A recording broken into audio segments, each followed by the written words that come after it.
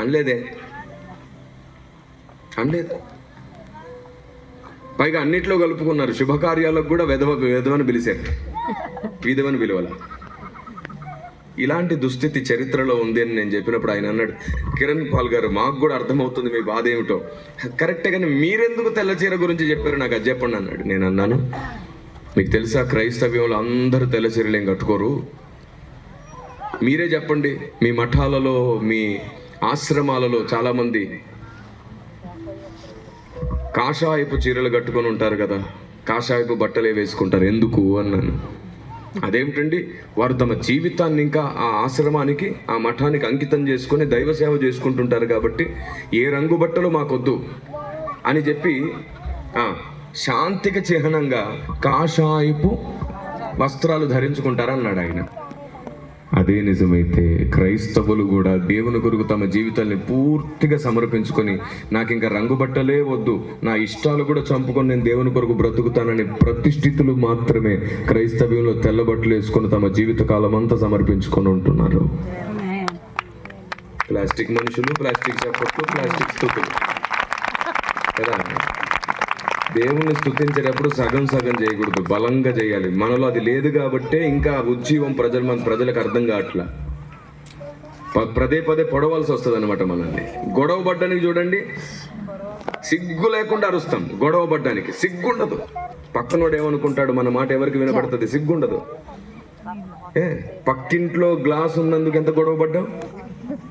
నా గ్లాసు పక్కింట్లో ఉంది, దాని కింద సొట్టు ఉంది, దానిపైన మచ్చ ఉంది, గుర్తులు చెప్పి మరీ గొడవ పడతావు. అప్పుడు సిగ్గుండదు. ఒక్క గ్లాస్ కోసం నోరు పెద్దగా తెరుస్తావు కదా. చిన్న చిన్న వాటికి వీధుల్లో పడి గొడవ పడుతుంటే సిగ్గుండదు, నోరు తెరవం. అప్పుడు ఇక్కడ దేవుని స్తుతించడానికి సిగ్గు.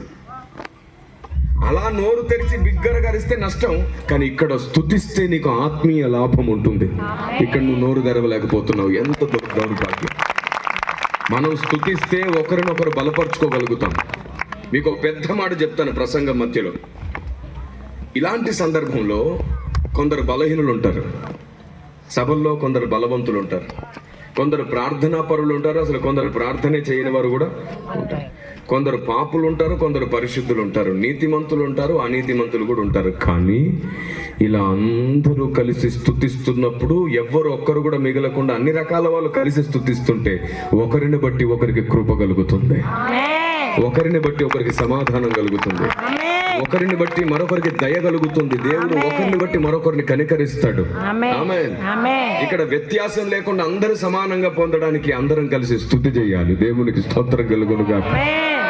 ఆయన తన పిల్లలందరూ కలిసి అడుగుతుంటే ఒకరికి తక్కువ ఒకరికి ఎక్కువ కాదు, అందరికి సమానంగా ఇస్తాడు. అందుకు సమాజంగా కూడడం మానకూడదు. ఆమేన్. ప్రశ్న, ఇలాంటి చోటుకు వచ్చి అడిగితే అందరికి సమానంగా దొరికితే ఇంకా ప్రత్యేకంగా జీవించడం ఏముంది? ఇలాంటి చోటుకు వచ్చి అడిగేసుకోవచ్చు కదా. ముదురు టెంకలు ఉన్నారు సమాజంలో, అడుగుతారు. దేవుడు ఏదైనా సమానంగా ఆశీర్వాదములు, దీవెనలు లేదా కావలసిన స్వస్థతలో, ఆరోగ్యము, వాక్యాన్ని బట్టో, స్తుతించేదాన్ని బట్టో ఆయన దేవుడు కాబట్టి చేస్తాడు. అలాగని చెప్పి నువ్వు చేసినటువంటి మిగతా వాటి కోసం ఆయన నిన్ను నడపకుండానో లేదా శిక్షించకుండానో నిన్ను వంచకుండానో ఉండడు. ఒక చోట దయ చూపిస్తే మరొక చోట శిక్ష కూడా ఇస్తాడు ఆయన. ఆయనకు తెలుసు ఎక్కడ ఏ విధంగా ప్రజల్ని సిద్ధపరచాలో, ఏ విధంగా కట్టాలో. దేవునికి స్తుతి కలుగును గాక. ఆమేన్. మనమే చాలాసార్లు దేవుణ్ణి అర్థం చేసుకోం.